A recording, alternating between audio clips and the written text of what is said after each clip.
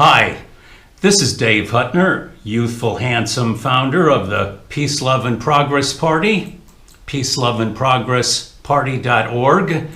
The date is September 4th, 2019, and I'm coming to you from Nantung, China, with our party's first video.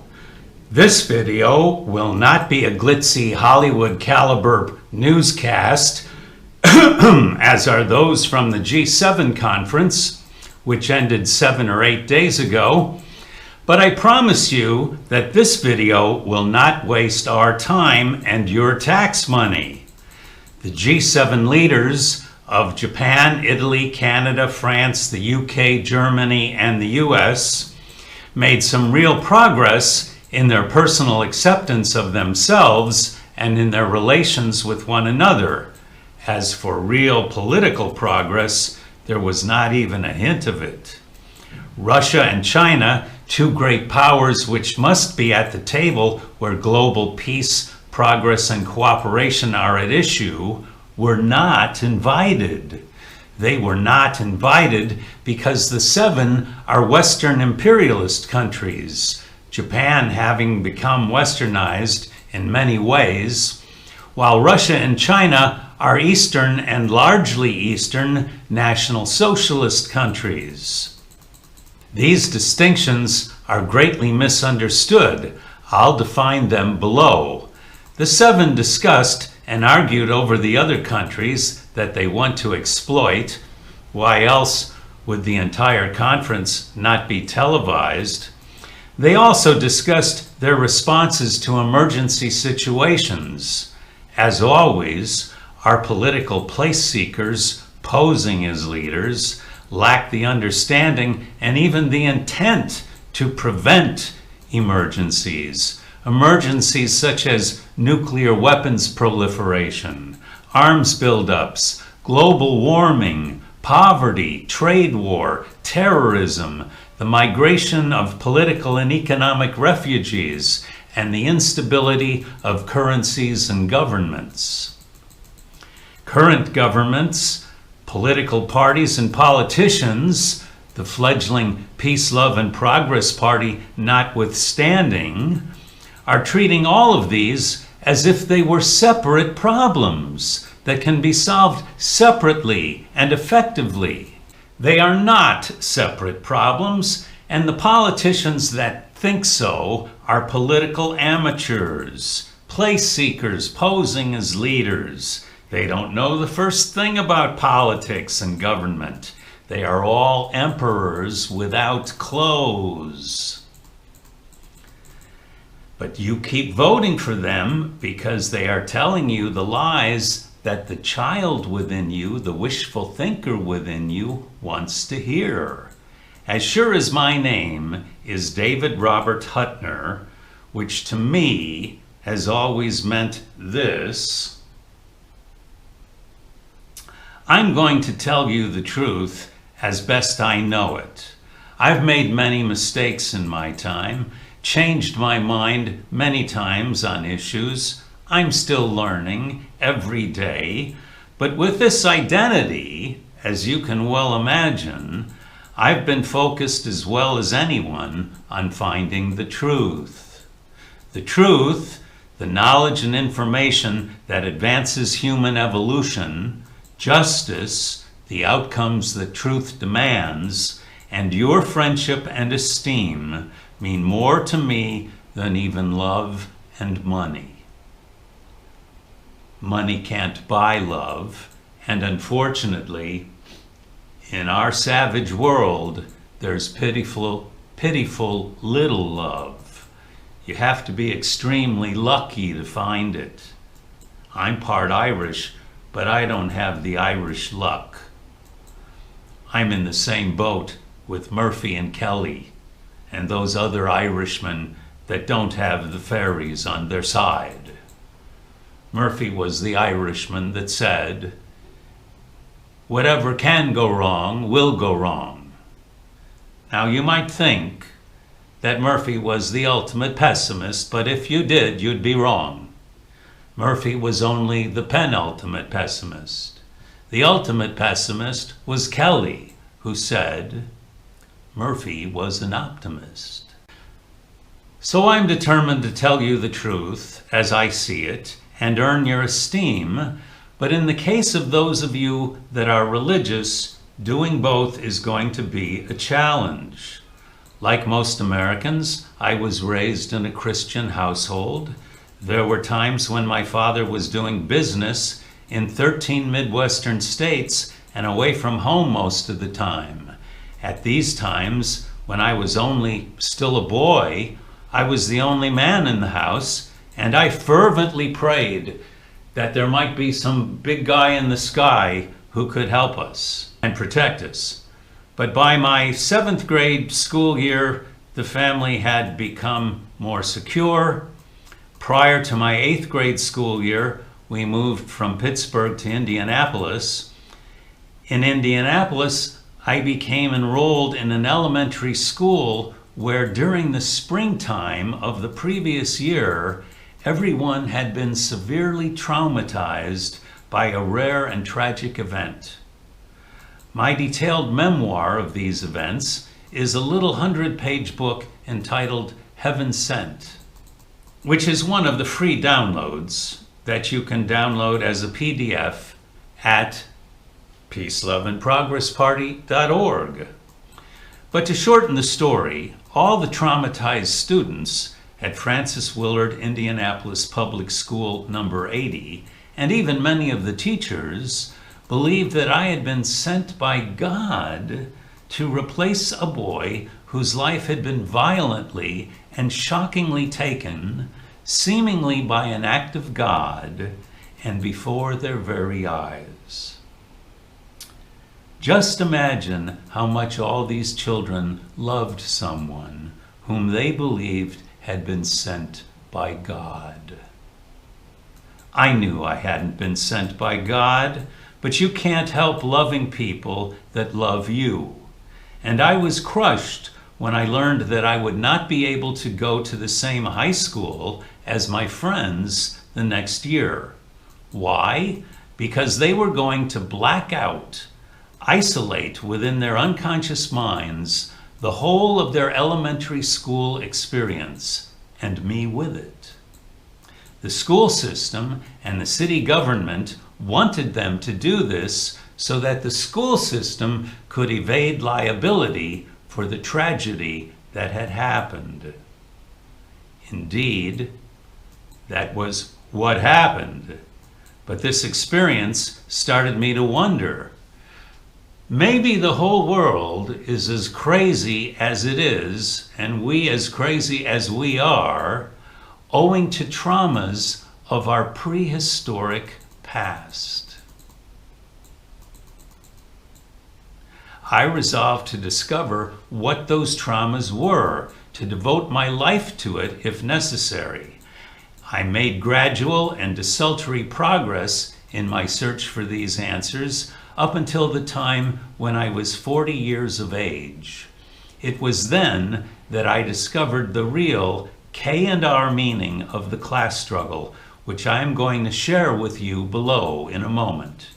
But I realized, as soon as I discovered the real meaning of the class struggle, that religious belief prevents believers from seeing the class struggle as it is, which prevents us, all of us, from accomplishing the major political task of our time, which is to minimize that K&R class struggle. Religious belief is one of two caps upon the class struggle that prevent us from seeing it, minimizing it, and civilizing our world. By the way, did you know that Abraham Lincoln was not religious? As a young man, he had ceased to be religious. He was known for saying things like, "When I do good, I feel good. When I do bad, I feel bad. And that is the extent of my religion." But he had to reinvent himself somewhat to court and win the hand of Mary Todd, a devout Christian. Then he lost his first political campaign and the nomination of the Whig Party for Congress in his Illinois district in 1843 to an avid church-going Christian.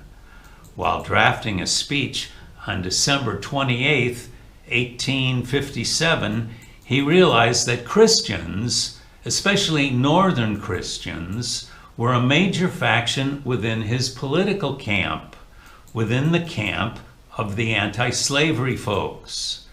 Lincoln decided right then and there that to accomplish his political task, to prevent the spread of slavery to the new states, he would have to at least appear to be religious. He spent the next 13 weeks studying the Bible and memorizing passages from it, passages that were to pepper all of his subsequent speeches. I too would revert to being literally and fundamentally religious if by doing so I could obtain your cooperation in accomplishing the task that now lies before us.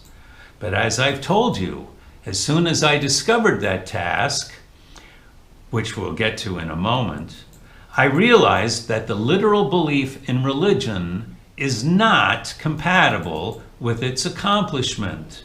I realized that to win the cooperation of religious folks, I would have to intensify and accelerate my 8th grade resolution to discover what our traumatic prehistory and our religions are about. To win your cooperation in doing what we must do, I knew I had to understand prehistory, human psychology, and religion better than anyone else had ever done. To make a long story short, I succeeded beyond my wildest dreams. Within 2 years, circa 1991, when my books were about a fifth as voluminous and good as they are now, the Roman Catholic Church sent a cardinal all the way from the Vatican to where I had lived for 13 years in Manhattan at 45 Tudor City Place, across the street from the United Nations headquarters. They sent the cardinal in an effort to meet me and buy my books. Conversations a month earlier with a Catholic FBI agent made it immediately clear to me that this meeting, which was made to look accidental, wasn't, and that the church was willing to pay me $33 million, not to publish my books, but to bury them. Negotiations never got started because I couldn't stop laughing. I had not yet gone to law school, but I knew that any deal would be unacceptable because it would have to include a non-disclosure clause and a non-compete clause. In other words, had I accepted their bribe, I would have been unable to ever talk about the deal or ever to write or speak again about religion. I wouldn't be able to talk with you as I'm doing now. I've always been a poor working man like most of you. For most of my adult life, I drove a New York City taxi. And $33 million is far more money than I ever hoped to earn. Yet, for not a single moment did I seriously consider accepting their bribe. Again, truth, justice, and your esteem is worth far more to me than money. Now, since I gave up $33 million to preserve the right to talk to you, won't you please be so kind as to give me 30 minutes of your time and hear me out on what I have to tell you about religion, prehistory, and psychology in what will be the third video in our Peace, Love, and Progress Party video series? I know that many of you have had numinous experiences. You have felt the Spirit of the Lord to be immediately before you and talking to you. This kind of experience convinces folks that they don't need to hear anyone else talk about religion. They can go right to the Maker, right? I understand that phenomenon. It's not nearly as rare as you might think. If you give me a chance to do so, I will give you a much better understanding of it. Think about it. If my understanding of religion and human psychology were not far superior to yours and theirs, would the Catholic Church have made the effort they did to bury my books?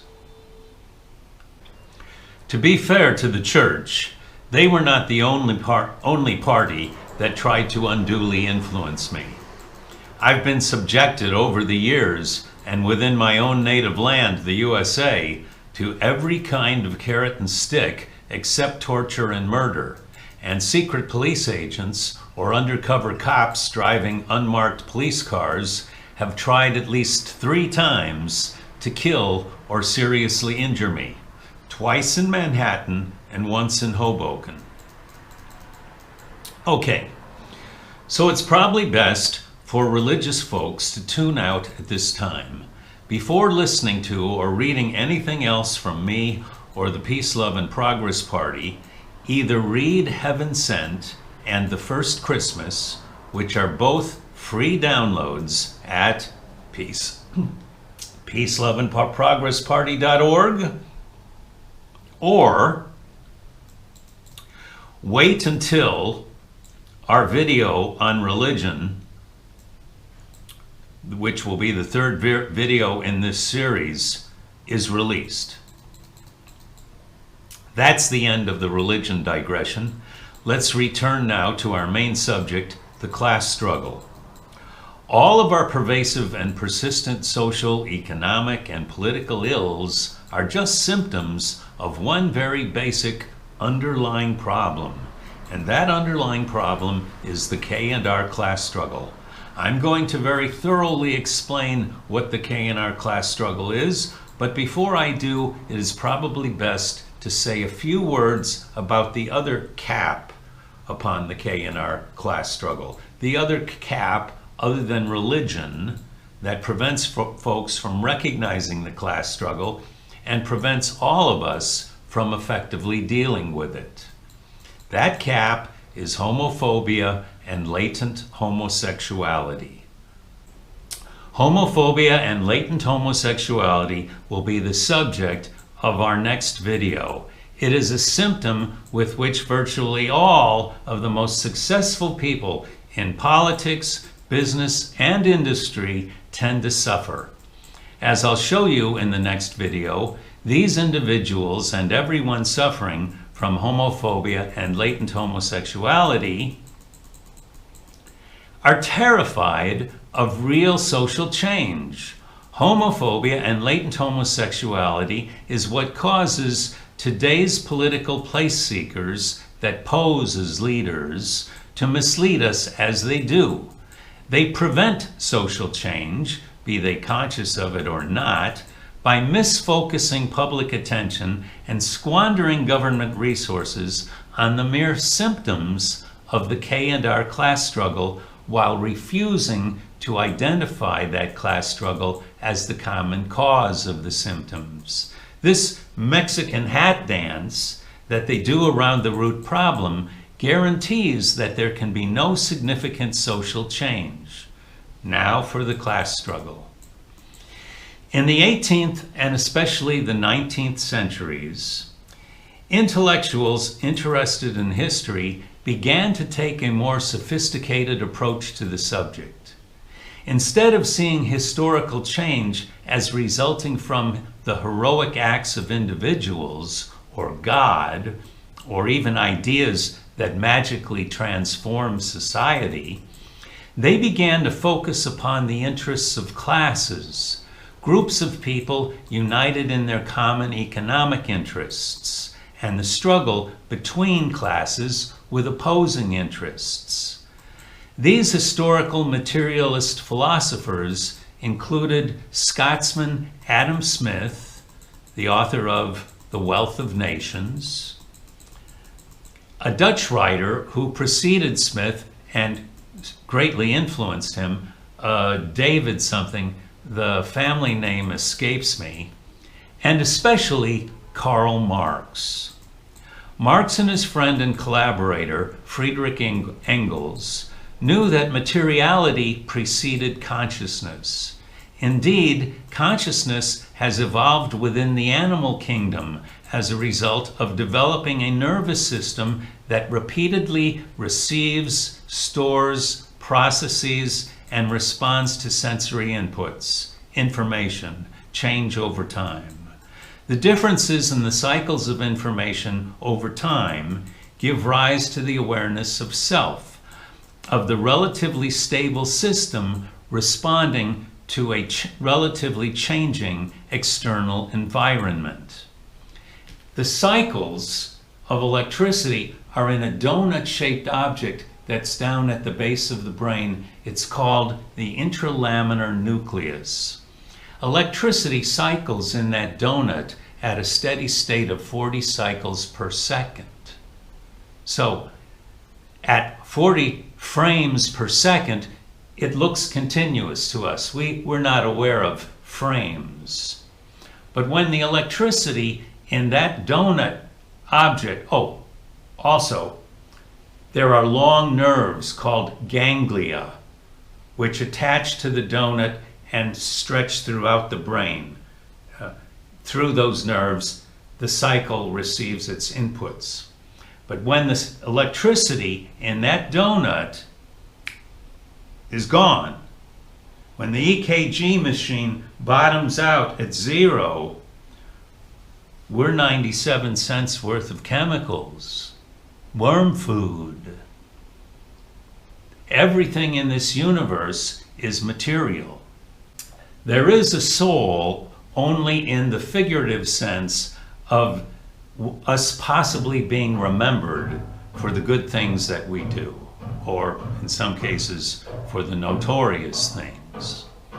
Marx understood that men's ideas about the world tend to be determined by their productive experience, by their activity within the economic sphere of life, and ideas have to spread to a critical mass of people before they can have a social impact. There had always been awareness of the conflicting interests between slaves and slave owners, landlords and serfs. But Marx added that the class struggle is what drives history forward and determines all the other lesser conflicts within society. In his time, with the rise of industry and more important forces of production than what had been known in feudal times, and with the total impoverishment of a large part of the population, Marx saw the class struggle as mainly being between capitalists and proletarians.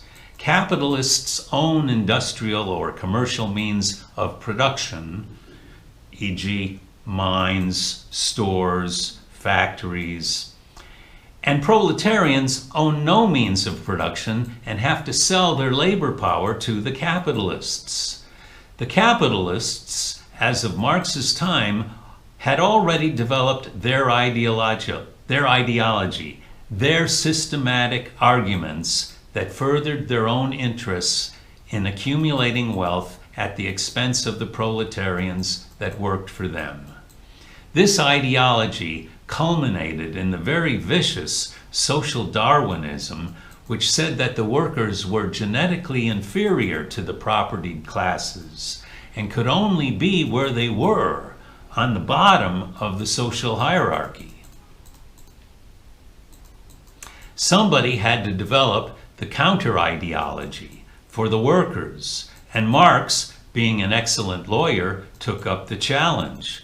Unfortunately, the task of the social scientist, dispassionately uncovering the laws of society, is very different from that of the lawyer and class propagandist, which is to win a fight. Marx confused the social scientist role he wanted to play with the advocate propagandist role that history and the dialectics of thought, thesis, antithesis, synthesis, forced him to play. Marx insisted that human labor power is the source of all value. Don't other animals and plants, in struggling to survive and reproduce themselves and their products, provide for us? Sure, we cultivate them to improve their quality and numbers, but once we have driven them to extinction, no amount of human labor power can replace them, and we are immensely poorer and irreparably poorer for their loss. Geological forces also concentrate resources for us, but they tend to operate at a slow and steady pace that the mushrooming human population easily outstrips. Marx insisted also that capitalists were the source of all our social problems. If you accept Marx's premises that human labor power is the source of all value, that the functions of the capitalists are unnecessary, and that overpopulation can never be a problem, then profits can only be the surplus created by the workers, surplus value that the capitalists steal.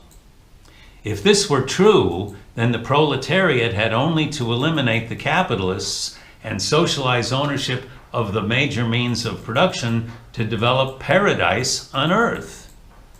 But this contradicts supply and demand theory that is based on market observations and common sense.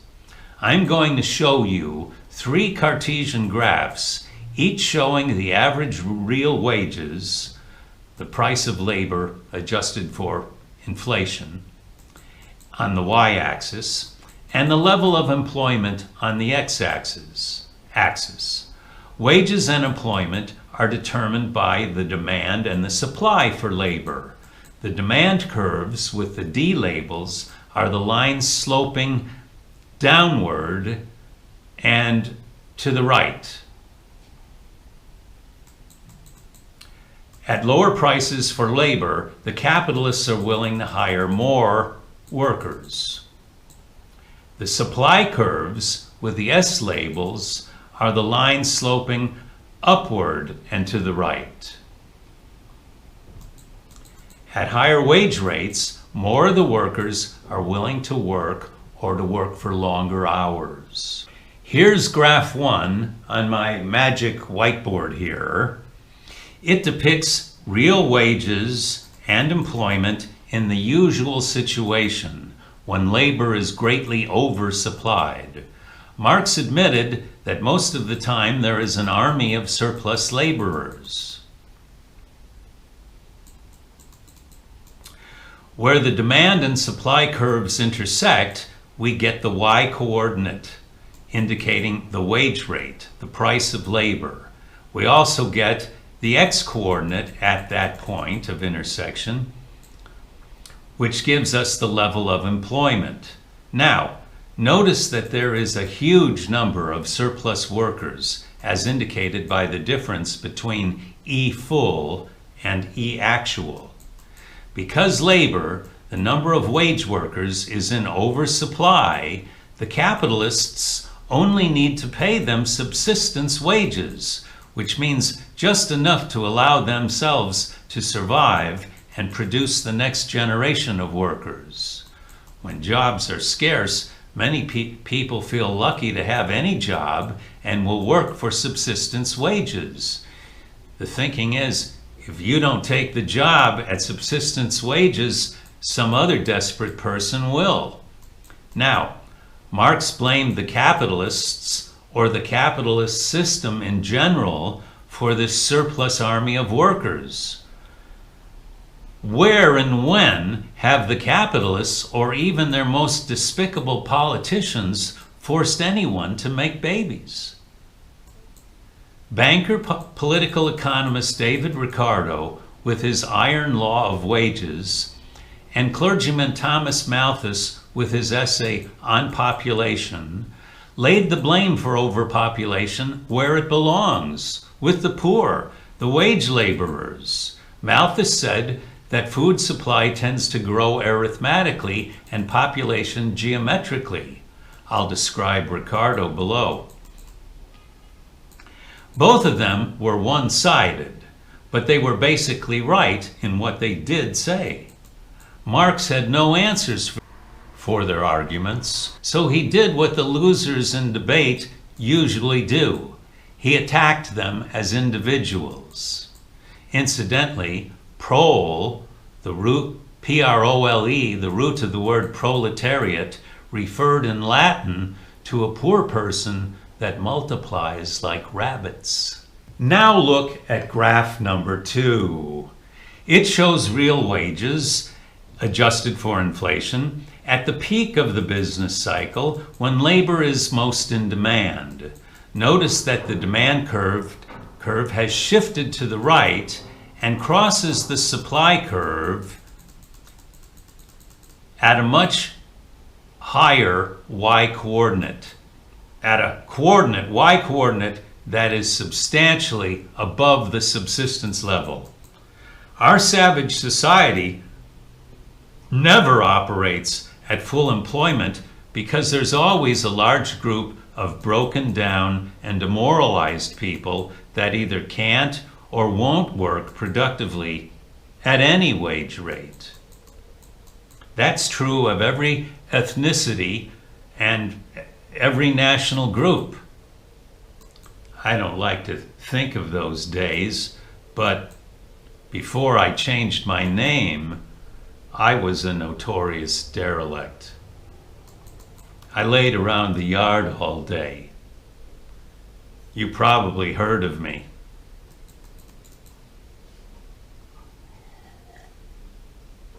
Patio furniture. Our savage society is always undergoing business cycles. They occur due to cycles of overproduction and underconsumption.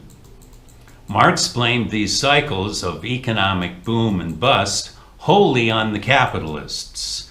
The capitalists do overproduce. Here's why. Realize for the moment that the capitalists are K's and that the worker proletarians are R's. I'll define K and R more exactly below. The capitalist K's are in fierce competition with each other. Each wants to put his competitors out of business and obtain a monopoly of the market for whatever he produces. The standard way to achieve this is by lowering your average cost per unit of production faster than can your competitors lower theirs. That way, you can sell the product at a lower price that they can't match and put them out of business. The way to do that is by plowing as much profit as possible into more plant, equipment, and labor-saving technology. But this requires producing on a larger scale, producing more units of production, each of which must be sold, converted back into money. But the worker R's are paid as little as possible, not only owing to the capitalist's greed, but as I've shown you above, to their own tendency to reproduce like rabbits and oversupply their own labor.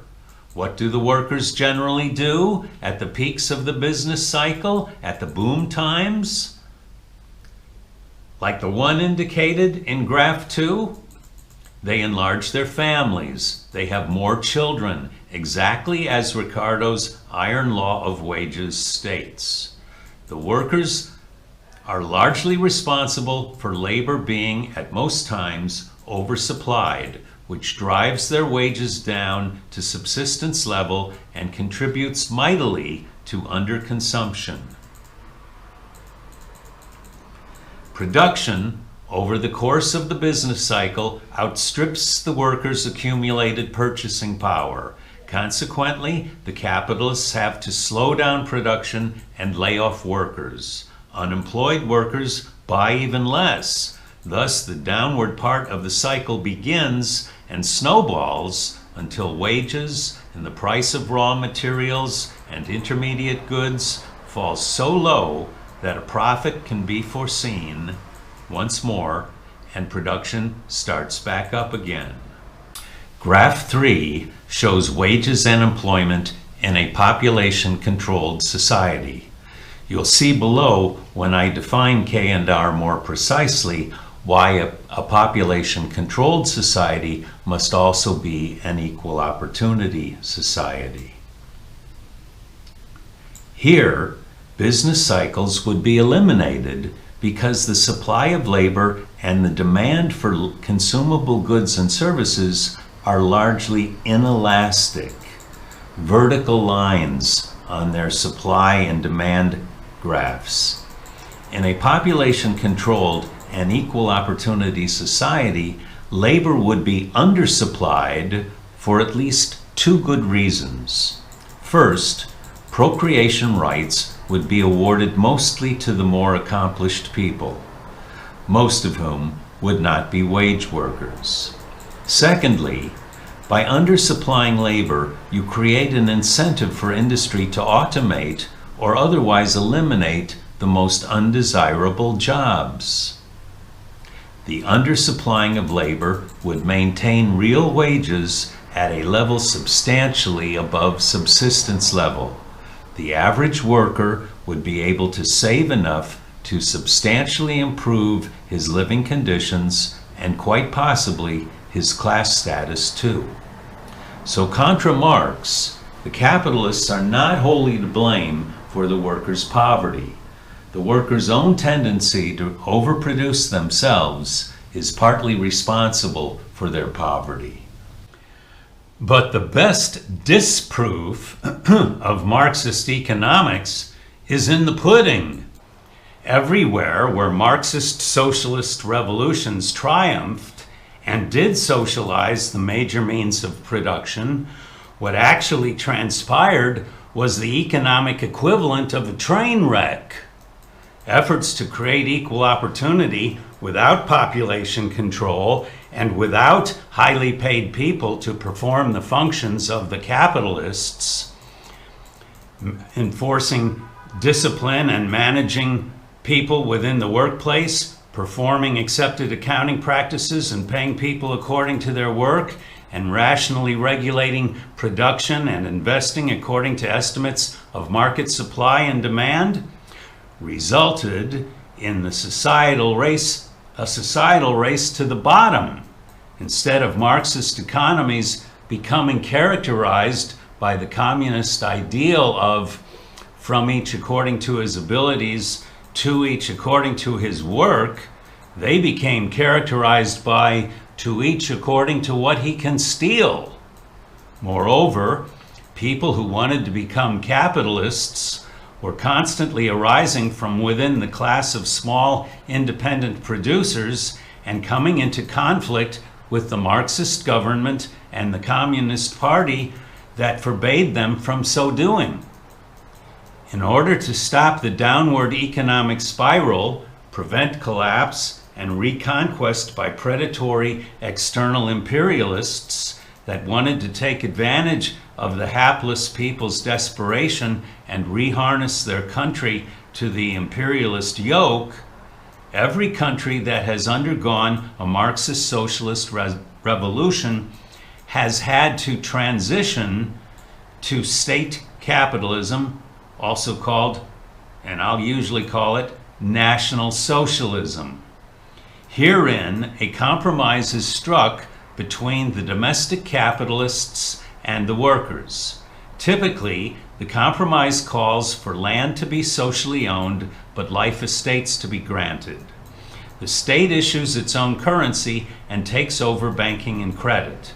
Producers are encouraged to become capitalists, but are subject to state and party supervision aimed at preventing the worst abuse of the workers and the environment, and preventing over and under investment. Again, defense against the external imperialists has necessitated this internal class compromise, which evolves ideologically into the credo, us of the nation against the world. Marx was correct in his general understanding of the class struggle, but he erred. He was off the mark in defining the relevant classes. He needed to elevate his class analysis to a higher level of abstraction. Everyone has always known that inheritance is an essential aspect of classes. Inheritance magnifies class differences over generations and hardens the class identity of the continuously successful and unsuccessful families. This provides a strong hint that there is a biological aspect to the class struggle. If we focus on biology and look for what is essential and common to the slaves, the serfs, and the wage workers on the one hand, and the slave owners, the landlords, and the capitalists on the other hand, then the answer falls right out. Do you see it? No? Here's some more help. In the early 1970s, biologists E.O. Wilson and Robert MacArthur noticed that all species tend to adopt one of two strategies for reproductive competition. The large animals have relatively few babies, but equip and train them super well. This quality strategy they called the K strategy, as in the letter K. Toward the bottom of the food chain, the small animals and the insects, which can't reproduce for quality, pursue a quantity strategy.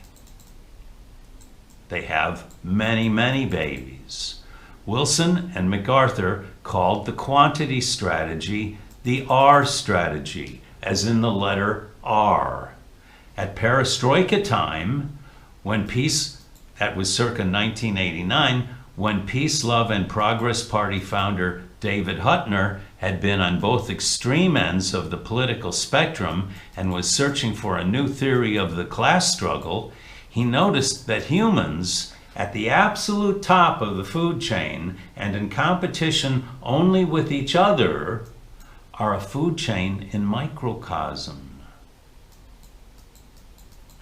The folks on top, in terms of income, wealth, and education, are always Ks, and the folks on bottom, in terms of the same, are always Rs. The two opposites, K and R, cause and define each other, and they are what the class struggle is essentially all about. These two strategies, K and R, are the root cause of all our social ills without exception. If you think long and hard about any of the so-called problems that contemporary politicians misfocus your attention upon, you will realize that K and R are at the bottom of each of them. All of what you have been conditioned to think of as independent social problems are actually only symptoms of K and R. Can you think of any exception? If you can, please write to me and tell me, because neither I nor anyone else has been able to think of an exception. Since all our alleged social problems are just symptoms of K and R, none of them can be eliminated or effectively lessened except by lessening, preferably minimizing, both K and R simultaneously, which requires class compromise. By focusing energy and resources on the mere symptoms, governments can substitute temporarily one symptom for another, but that's like pressing on the sides of an inflated balloon. The shape of the balloon changes,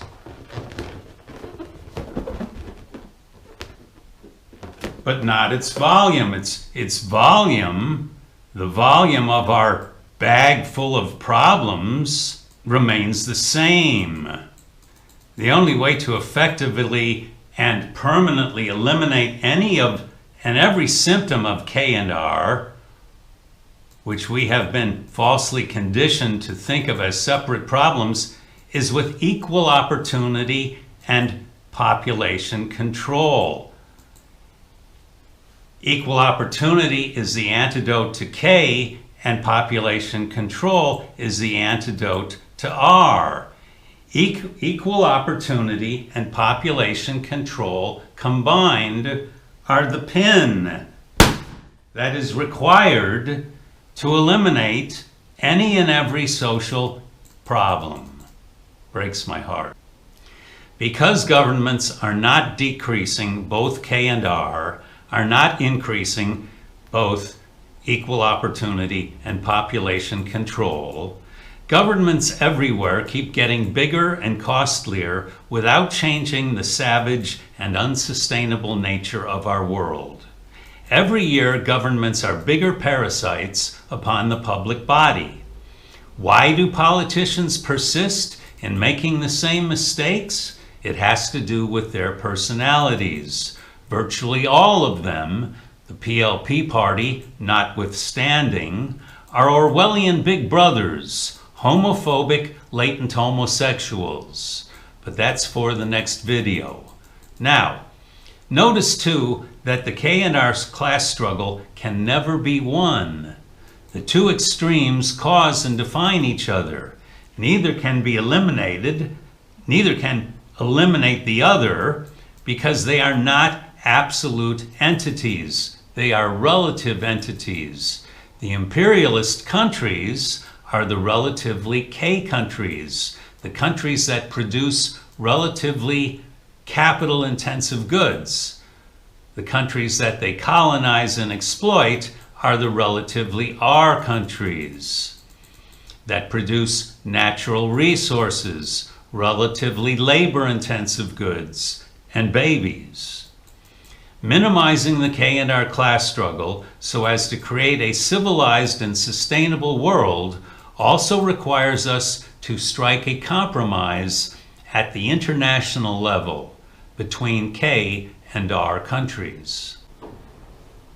Another way of saying we must minimize K and R, or we must maximize equal opportunity and population control, is to say we must complete the transition to modernity that modern religion represents by extending the golden rule to the most important sphere of social life, to the sphere of our reproductive competition. Let's prove the mutual inclusivity of K and R by contradiction. Imagine the Ks submitting to all the R demands for equal opportunity, equal education opportunity, a strict limitation on inheritance and gifts, laws against nepotism for all companies, say over 10 employees in size, guaranteed income, guaranteed housing, guaranteed medical care, without population control. Could the Ks ever consent to this? What would be the result? I'll tell you what would be the result. We would all be equal, but we'd all be standing on top of each other. The world would be pan-Bangladesh.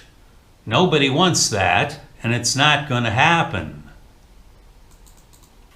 Incidentally, just 3 days ago, Bangladesh's foreign minister boasted that his government has reduced poverty by 50% over the last decade. Well, let's hope that's true.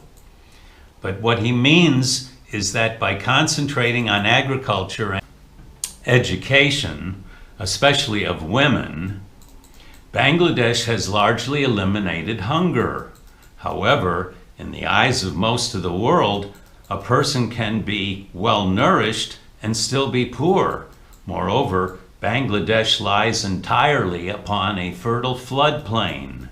That makes Bangladesh an anomalous population success story for 2 reasons. First, anything can be easily grown there. Hunger should never have been a problem. Secondly, every Bangladeshi is certain to be washed into the sea when the Greenland ice sheet slides into the sea. This ice sheet has an average altitude of 2,135 meters above sea level. That's 7,005 feet. The thickness is generally more than 2 kilometers, that's 1.2 miles, and is over 3 kilometers, or 1.9 miles, at its thickest point.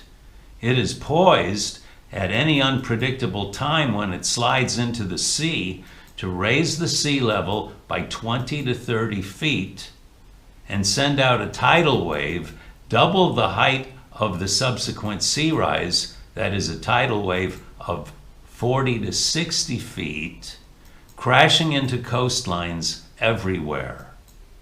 By now, most Bangladeshis must have learned this, and so everyone that can get out of Bangladesh is doing so. But Bangladesh is a sort of population success story that religious wishful thinkers like to cite when claiming that laws to mandate population control and interfere with their gods' prerogatives are unnecessary. They also tout what they call the demographic transition model. This wishful thinking model does describe the population trend within the K countries, but it denies the relativity of K and R, fails to recognize who is having most of the babies, and falsely assumes that the growth rate is the only population statistic that matters. Global annual population growth skyrocketed after World War II to over 2% per annum. It has gradually fallen to slightly over 1.1% per annum. And I'm getting my statistics from the World Bank at data.worldbank.org. However, the population growth rate is the birth rate minus the death rate. The lion's share of births is coming from the poorest people who are the least able to employ, educate, and even feed children. And that's true everywhere. The death rate is unnecessarily augmented by all of our savagery, by continuous warfare, by common crime, disease, starvation, and exposure. Moreover, even a 1% per annum growth rate is unacceptable for a species at the top of the food chain, without a natural predator, a species that is way out of balance with the rest of the biosphere, destroying every province of its own environment, driving every other species to extinction except for the few that eat its garbage, and generally performing as a cancer upon the planet. Don't let religious wishful thinking fool you into thinking that the human population level and growth rate are not a gigantic problem that we must rationally control. We must decrease the number of human apes to something like 1/10 our present number. Where was I?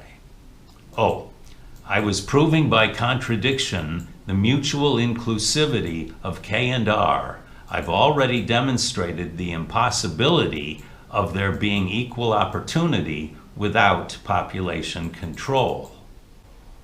Conversely, try to imagine the R's conceding to all the fondest K wishes for population control, mandating birth rates that correspond to the greatest decrease in the destruction to the environment, and auctioning reproductive rights to the highest bidders, without creating equal opportunity. This would simply accelerate to the maximum the depopulation of the planet and the race to a one-man economy, to one man owning everything. This ultimate, latent homosexual scoundrel would then commit suicide, and the raccoons would inherit the earth. Nobody wants that, and that's not going to happen either. Another way of saying that the K and R class struggle is unwinnable is to say that K and R always tend to equilibrate, always tend to reach a balance. Ditto, The same for their antidotes, for their checks, for equal opportunity and population control. There can only be as much equal opportunity as there is population control, and vice versa. Even without being fully conscious of the K&R strategies, average folks can sense when society is on a suicidal, overly K track, or on a backsliding, overly R track, and they'll demand a change in direction. K&R and their antidotes, equal opportunity and population control, will always tend to be in an offsetting balance. What we can and what we must regulate is the extent of these mutually inclusive pairs. Maximizing K&R, minimizing equal opportunity and population control, means maximizing savagery, social conflict of every sort, and the most rapid destruction of our environment, the common kicking post upon which we vent our anger. Effectively eliminating any of our symptoms and creating a civilized and sustainable world requires us to minimize K&R, or to maximize equal opportunity and population control. As I mentioned, the next two videos of the Peace, Love, and Progress Party will be about the two caps upon the class struggle. The first movie, or cap, being homophobia and latent homosexuality, and the third movie, or the second cap, being about religion. In a fourth video, I'll talk about the universal prejudice against dark skin and the Aboriginal African Americans. I would like to make a sixth video describing what I call the Stage 2 system of marriage and child rearing, but a fifth video describing East-West differences is prerequisite for it. And I'm not sure that a video on East-West differences is possible at this turbulent time. I will tell you now that the essence of East-West differences is female versus male domination, respectively. You can learn about the prehistoric origins and cultural manifestations and the sustaining institutions of East-West differences by reading Volume 1, Chapter 13 of Decoding the Deluge, the 3-volume flagship work of the New Social Science and the Peace, Love, and Progress Party. As with all the works of the New Social Science and the Peace, Love, and Progress Party, it is a free download, a free PDF that you can download at peaceloveandprogressparty.org. You can read about the Stage 2 system of marriage and child rearing in Stage 2 of the Nonviolent Rainbow Revolution, another free download at the party website. By adopting the Stage 2 system, we can guarantee love with the perfect partner to everyone and turn our world into a paradise. But we must first educate the public, complete the spread of English as the world language, overcome all our prejudices, and commit ourselves to civilizing and sustaining the world by minimizing K&R. That means maximizing equal opportunity and population control. We must also, during a 25-year transition period, enforce a global moratorium on procreation and legalize and encourage not only same-sex marriages, but also group marriages for the people that need them. To those of you pessimists who are saying, and I know you're saying this right now, many of you, Dave, you've got to be dreaming. All of this can never be done. I say to you, you big brothers are uneducated amateurs. You know little, if anything, about our prehistory. It was only 9 or 10,000 years ago that everyone on this planet was a cannibal. We can determine this from the condition and the radiocarbon dating of the skulls we uncover. Cannibalism had ceased temporarily during a first and aborted Neolithic. Neolithic means Stone Age of agriculture. And that was prior to the Great Flood of 14,634 years BPE, before the present era, year 2000.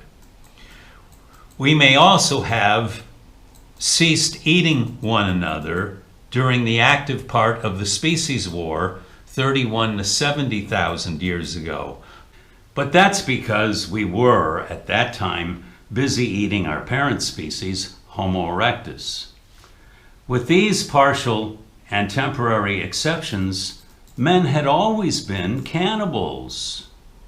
And yet we stopped eating one another. We renounced an instinctual impulse in exchange for a form of compensation, greater civility and protein from vegetable and other animal sources. What is required of us now is no more difficult than what we have already accomplished. We must renounce our impulse to pursue an extreme strategy for reproductive competition, K or R, and accept in exchange a civilized world in which we can live without fear of or hatred for one another, a world in which everyone will be guaranteed meaningful work and love with the perfect partner. Please do download the works of the New Social Science, which are free to download at peaceloveandprogressparty.org. Read them, share them with your friends and loved ones, and organize a discrete cell of the Peace, Love, and Progress Party in your community. Thanks for listening. Hope to talk to you all again soon.